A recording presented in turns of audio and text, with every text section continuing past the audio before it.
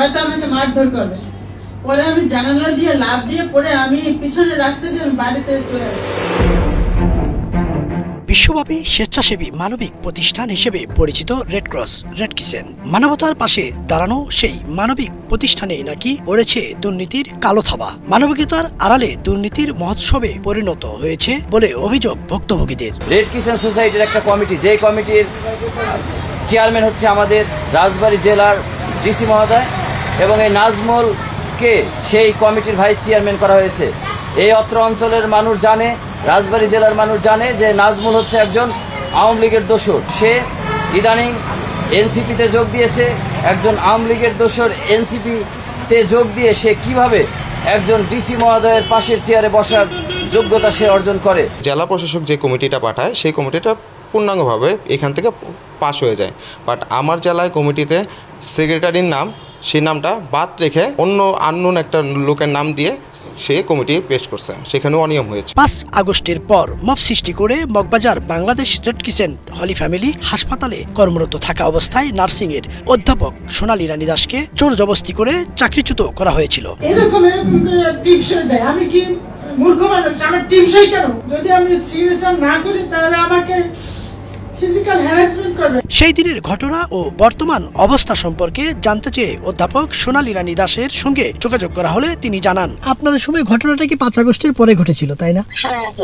আমরা আপনার সম্পর্কে যতটুকু জেনেছি আপনার নীতি নৈতিকতার দিক থেকে শতভাগ ভাবে কাজ করেছেন। তো হঠাৎ করে এই মব সৃষ্টিটা হওয়ার কারণটা কি? আমি আসলে কিছু বলতে চাই না, বুঝছেন, যেটা গেছে পাস্ট ইজ পাস্ট। একটা অন্যায় হয়ে গেল, এখন আর আমার কিছু বলার নাই। এখন আর আমি এটা চাই না দাদা, কিছু বলতে চাই না please.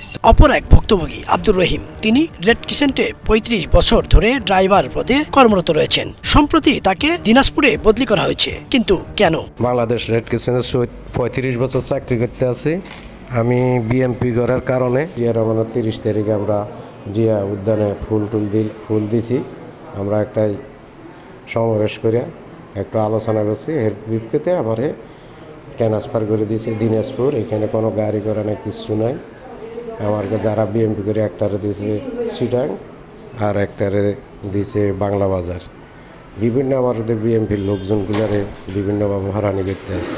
Kamrul Hasan red crescent society চাকরিচ্যুত একজন কর্মকর্তা। ফ্যাসিস্টের কর্মকর্তাদের বিরুদ্ধে কথা বলায় চাকরিচ্যুত করা হয় বলে দাবি করেন তিনি। পদোন্নতি পেয়েও সেই পদে চাকরি করতে না দেয়া, পরবর্তী আপিল করে 2 বার নিয়োগ পেয়েও যোগদান করতে পারেননি তিনি। বাংলাদেশ রেড ক্রিসেন্ট সোসাইটি কর্তৃক পরিচালিত পপুলেশন মুভমেন্ট অপারেশন কক্সবাজার অফিসের শেল্টার ম্যানেজার হিসেবে 2018 সাল থেকে জয়েন করে দীর্ঘ 4 বছর কাজ করি। আমি কাজ করার এক মুহূর্তে আমি জুনিয়র থেকে সিনিয়র পর্যন্ত পদোন্নতি হই। শেল্টার ম্যানেজার আমার ছিল সর্বশেষ পদোন্নতি পাওয়ার 1 মাসের মাথায় আমি চাকরিচ্যুত হই। আমার একটাই দোষ ছিল যে আমি ফ্যাসিস্ট সরকারের সময় আপনার নিয়োগপ্রাপ্ত চেয়ারম্যান তার যে ছেলে ছিলেন এবং তার আত্মীয় স্বজন দ্বারা পরিচালিত বিভিন্ন কনস্ট্রাকশন ফার্ম, তারা বিভিন্নভাবে চেষ্টা করেছে এখানে টেন্ডারে অংশগ্রহণ করার জন্য করেছে, এবং তারা মানে কাজের অভিজ্ঞতা এবং অন্যান্য কারিকুলামে সংগঠিত না হওয়ার ফলে তারা কখনোই টেন্ডারে জয়লাভ করতে পারে নাই। এটাই ছিল, তারা পারে নাই কেন এবং আমি কেন তাদেরকে করে দেই নাই, এটাই ছিল আমার বড় অপরাধ। এদিকে ভবন নির্মাণে অনিয়ম, জনবল নিয়োগে দুর্নীতি, অর্থ আত্মসাৎ, টেন্ডার প্রক্রিয়ায় অনিয়ম, বদলি ও পদায়ন বাণিজ্যের অভিযোগে গত 4 মে দুর্নীতি দমন কমিশন দুদক বাংলাদেশ রেড ক্রিসেন্ট সোসাইটির সদর দপ্তরে অভিযান পরিচালনা করে। অভিযানে দুদকের কর্মকর্তারা অভিযোগের প্রাথমিক সত্যতা পেয়েছে বলে জানান গণমাধ্যমকে। বাংলাদেশ রেড ক্রিসেন্ট সোসাইটির নামে নিয়োগ বাণিজ্য, প্রকিউরমেন্ট দুর্নীতি এবং বিভিন্ন অনিয়ম সংক্রান্ত অভিযোগের পরিপ্রেক্ষিতে দুর্নীতি দমন কমিশন আজকে একটি এনফোর্সমেন্ট অভিযান পরিচালনার সিদ্ধান্ত নেয় এবং আমরা সেই এনফোর্সমেন্টে এসেছি এবং এখানে এনফোর্সমেন্টে এসে আমরা ঘটনার সত্যতা পেয়েছি। এখানে বেশ কিছু কর্মকর্তা যারা পরিচালক এবং বিভিন্ন পদে বিগত সময়ে নিয়োগ দিয়েছেন, তাদের পর্যাপ্ত যোগ্যতা না থাকা সত্ত্বেও তাদেরকে নিয়োগ দেওয়া হয়েছে। এখানে এই ঘটনার সত্যতা আমরা পেয়েছি। আমাদের মনে হয়েছে যে বিভিন্ন টেন্ডার বিজ্ঞপ্তি হয়েছে তার পর্যাপ্ত অভিজ্ঞতা না থাকা সত্ত্বেও বেশ কিছু প্রতিষ্ঠানকে কাজ দেওয়া হয়েছে মর্মে আমাদের কাছে ঘটনা বা অভিযোগের সত্যতা পেয়েছি মর্মে প্রতীয়মান হয়েছে। চাকরিচ্যুত ভুক্তভোগীদের অভিযোগ, রেড ক্রিসেন্টে বর্তমান চেয়ারম্যানের হাত ধরেই ফাঁসিবাদের দোসরদের পুনর্বাসন করা হচ্ছে। এদিকে বঙ্গবন্ধু পরিষদের 28 জন সদস্যকে অফিসার পদে পদোন্নতি দেয়া ও বঙ্গবন্ধু পরিষদের আরও 5 সদস্যকে উপপরিচালক থেকে পরিচালক পদে পদোন্নতি দেওয়ার অভিযোগ উঠেছে। হঠাৎ করে অন্তর্বর্তী সরকার ক্ষমতা আসার পরে ক্ষমতা ওই যে ম্যানেজিং বোর্ডের ক্ষমতাটা চলে যায়, দুর্বৃত্তায়ন হয়ে যায় ক্ষমতা, চেয়ারম্যান ম্যানেজিং বোর্ড। যে কারণে আমরা যেটা চেয়েছিলাম 16 বছরের যে বঞ্চনার ইতিহাস, 16 বছরের যে দুর্নীতি এবং স্বজনপ্রীতি, দলীয়করণ, দল রাজনৈতিক প্রতিহিংসা, এগুলো থেকে আমরা নিস্তার পাওয়ার জন্য আমরা আসছিলাম। আমাদের কথা শুনে নাই তারা, এই চেয়ারম্যান এবং আগের চেয়ারম্যান। আপনি ধরেন একটা বঙ্গবন্ধু পরিষদ আছে, এখানে committee, Bangladesh red crescent society একটা ইন্টারন্যাশনাল হিউম্যানিটেরিয়ান অর্গানাইজেশন। এর ভিতরে কোনো ধরনের কোনো সিবিএ বা কোনো ধরনের কোনো পলিটিক্যাল গ্রুপ উপগ্রুপ থাকবে না, লিখেই আছে। সেখানে বঙ্গবন্ধু পরিষদের যারা আছে তাদেরকে নিয়ে বঙ্গবন্ধুর পরিষদের এখান থেকে বেছে বেছে তাদেরকে প্রোভাইড করা হচ্ছে বর্তমান আজিজ। এই আজিজ অত্যন্ত ভয়াবহ আজিজ। এই আজিজ তার সিন্ডিকেটের মাধ্যমে শুধু আওয়ামী লীগকে ইয়া করতেছে। যেমন চাকরিচ্যুতদের মধ্য থেকে আজহারউদ্দিন সফদার, বঙ্গবন্ধু পরিষদের 41 নম্বর সদস্য, তাকে চাকরিতে পুনর্বহাল করা হয়েছে।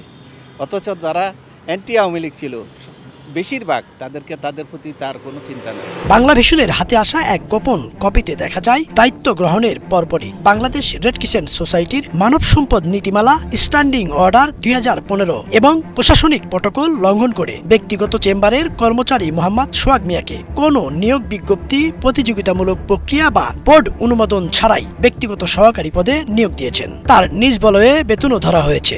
পিএস নিয়োগের এটা কোনো বৈধতা নাই। পিএস নিয়োগ করতে হলে আপনার ওখান থেকেও করতে হবে। আমাদের ওখান থেকে চেয়ারম্যান একে বলবে, এইচআরকে বলবে, ওখান থেকে নোটিং হবে। সেখানে দেখা গেল কি পিএস নিয়োগের ক্ষেত্রেও চেয়ারম্যান সাহেব নিজে ওখান থেকে ফাইল নথি হয়ে আসছে যে তার স্যালারি 50,000, সেখানে সে নিজে কলম দিয়ে কেটে দিয়ে এটাকে 67,000 করছে। এই চেয়ারম্যান দুর্নীতিপরায়ণ, এই চেয়ারম্যান আওয়ামী লীগের পৃষ্ঠপোষক, এই চেয়ারম্যান হাসিনার কিলিং মিশনের সদস্য। আমার কাছে সকল ধরনের ডকুমেন্ট আছে, আমি ডকুমেন্ট দিতে পারবো। আমি সব ডকুমেন্ট আমার কাছে আছে। সে সুলতান আহমদ, উপমহাসচিব সুলতান আহমদ, তার সিন্ডিকেটের কথা বলতেছি। তারপরে আপনার ফিএস সোহাগ মিয়া, ফিএস আসাদ মিয়া, তারপরে এইচআরের পরিচালক জয়নাল, তারপর হচ্ছে আপনার অর্থ বিভাগের পরিচালক মাইনুল। এটা একটা জোট। এই জোটটা কি চেয়ারম্যান সাহেবকে টাকা পয়সা কামাই দেন।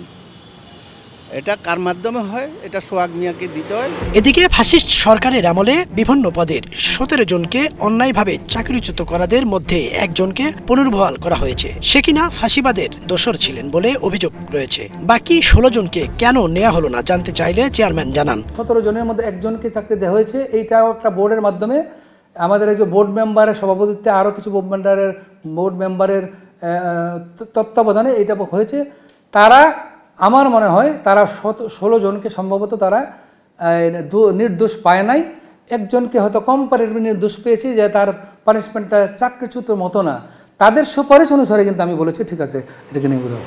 মোহাম্মদ আলাউদ্দিন রেড ক্রিসেন্ট সোসাইটির সহকারী পরিচালক, বর্তমানে চাকরিচ্যুত। একই সঙ্গে বৈষম্য বিরোধী রেড ক্রিসেন্ট কর্মকর্তা কর্মচারী মুক্তি পরিষদের আহ্বায়ক। বর্তমান চেয়ারম্যানের বিষয়ে তুলে ধরেন নানা অনিয়ম। আমি সোসাইটিতে 25-26 বছর জব করেছি। বিগত 15টা বছর আওয়ামী লীগের এত ভয়াবহ এই সোসাইটিতে চলছে বলার মতো না। তারা প্ল্যান করে দেখে প্রমোশন দিয়েছে সেই আওয়ামী ডেভিলদের, এবং বিএনপির যারা সমর্থিত মাইন্ডেড তাদেরকে সিরিয়াসলি টার্গেট করে অ্যাক্টিভ যারা ছিল তাদেরকে আস্তে আস্তে ছাঁটাই করা শুরু করছে। এটা আপনি কল্পনা করতে পারবেন না, আপনি যদি ভিতরে যান। আমার কথার সাথে সমস্ত সব ডকুমেন্টগুলো মিলবে আপনার। তারপরে বোর্ড মেম্বার আছে আপনার ওই যে ডাক্তার আবু জাফর, নাথিং। তারপরে আছে সাইদুর রহমান এখন তার উপদেষ্টা। সাইদুর রহমান কোনো এক সময় রেড ক্রিসেন্টে চাকরি করেছিলেন তার দুর্নীতির প্রমাণ পাওয়াতে তাকে এখান থেকে বাইর করে দেওয়া হয়েছে। এখন সে সাইদুর রহমান এই চেয়ারম্যান সাহেবের আজিজ সাহেবের একদম প্রধান উপদেষ্টা। তারপর আসেন আপনি রেড কিচেনের অন্তর্বর্তী সরকার আসার পরে রেড কিচেনের সারা বাংলাদেশে জেলার যে কমিটিগুলো আছে সবগুলো ভেঙে দিল। সে জেলা কমিটিগুলো ভেঙে দিয়ে সেখানে নতুন কমিটি করার জন্য আপনার বিভাগীয় কমিশন থেকে নাম প্রস্তাব করলে নামও আসলো। এই পর্যন্ত 22টা দিল, 22টা জেলার, কিন্তু সেখানেও সোহাগ মিয়ার কায়দা কানুন চলে।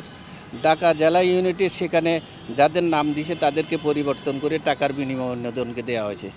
আপনার জামালপুর ইউনিটে সেম ঘটনা। শুধু আর্থিক বাণিজ্য চলতেছে। ডাক্তার শাহানা জাফর সোসাইটির মেডিকেল অফিসার হিসেবে অ্যাডহক ভিত্তিতে কমিটিতে 14 এপ্রিল 1996 সালে ঢাকা রক্ত কেন্দ্রে মোহাম্মদপুরের জন্য নিয়োগপ্রাপ্ত হন। চাকরির শুরু থেকেই অভিযোগের পাহাড় থাকার পরেও তিনি এখন এই রেড ক্রিসেন্ট সোসাইটির দাপটে কর্মকর্তা। শাহানা জাফর বর্তমানে স্বাস্থ্য পরিচালক হিসাবে দায়িত্ব পালন করছেন। তার বিরুদ্ধে আনিত অভিযোগের বিষয়ে একাধিকবার কল করা হলেও সেটি বন্ধ পাওয়া যায়। এমন বিস্তর অভিযোগ সম্পর্কে জানতে চাইলে তার বিরুদ্ধে ওঠা সব অভিযোগ অস্বীকার করেন সংস্থাটির চেয়ারম্যান। তিনি বলেন, চেয়ারম্যান হিসাবে আমার কাছে প্রথম 2-3 মাস কিছুই আসে নাই, কিন্তু আস্তে আস্তে যখন আমার বিশ্বস্ততা ওদের কাছে প্রমাণিত হয়েছে, সমস্ত ডাইরেক্টরস এবং ডেপুটি ডাইরেক্টর সমস্ত তখন আমাকে অনেকে তথ্য দেওয়া শুরু করলেন। আমি তাদের তথ্যের ভিত্তি করে আমি কয়েকজন ডাইরেক্টরকে যারা ইম্পর্টেন্ট কিছু দায়িত্বে ছিলেন, যেইগুলোর উপর নির্ভর করে অনেক অন্যায় অপরাধ, HR, তারপরে ভলান্টিয়ার নিয়ত একটা ডিপার্টমেন্ট আছে এবং DCR ডিপার্টমেন্ট আছে, সেইগুলির সাথে অনেক অর্থ সংশ্লিষ্ট ব্যাপার আছে, অনেক টেন্ডার হয়, অনেক কাজ হয়, অনেক এগুলি। তো ওখান থেকে আমি কিছু লোককে সরিয়ে দেওয়ার ফলে আমার মনে হয় তাদের মধ্যে তারা এখন অসন্তুষ্ট হয়েছে, বিধায় আমাদের এই ধরনের কিছু মিথ্যা সংবাদ ছড়াচ্ছে। আমি আল্লাহর রহমতে চ্যালেঞ্জ দিয়ে বলতে পারি, একটাও আমি কোনো অন্যায় কাজ করি নাই এবং আমি বোর্ডের বাইরে কোনো কাজ করি নাই। ওই বোর্ডের মাধ্যমে, কমিটির মাধ্যমে যারা সিদ্ধান্ত দিয়েছে এই প্রমোশনের জন্য একটা পরীক্ষা নেওয়া হয়েছে, দুইটা বা একটা ভাইবা একটা কম্পিউটার পরীক্ষা নেওয়া হয়েছে, তাদের সিদ্ধান্ত অনুসারে আমি শুধু মতামত দিয়েছি। ইদ্রিস আলম, বাংলা ভিশন, ঢাকা।